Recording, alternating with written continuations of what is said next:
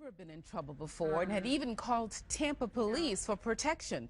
But now her son is dead after a botched drug raid, and she blames Tampa police. Fox 13's Gloria Gomez is here now with the results of an internal affairs investigation. Gloria. And Denise, that investigation concluded that the officers involved in the shooting acted appropriately. That determination, though, is not a big surprise to the victim's mother.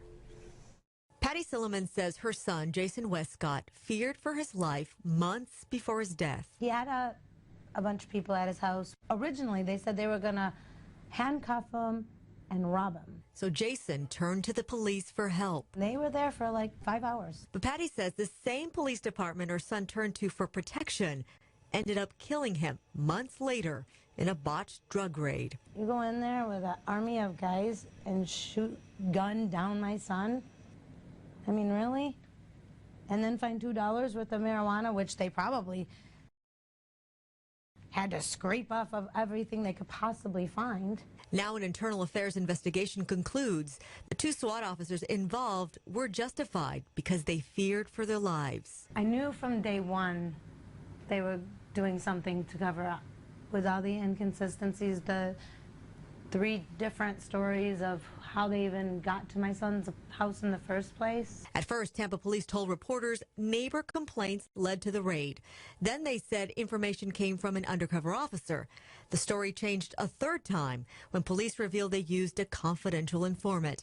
They said the informant bought small amounts of marijuana from Jason over the previous months. When the SWAT team raided Jason's home in the middle of the night, the report showed officers announced their presence before entering, but Jason's roommate never heard it. And attorney TJ Grimaldi questions something else.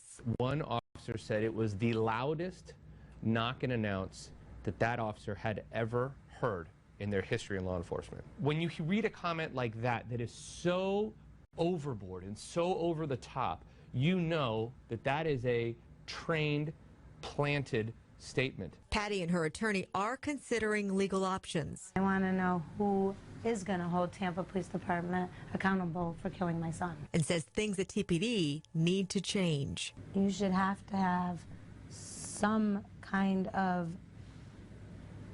video showing what happened in that house, not just rely on a police officer's word.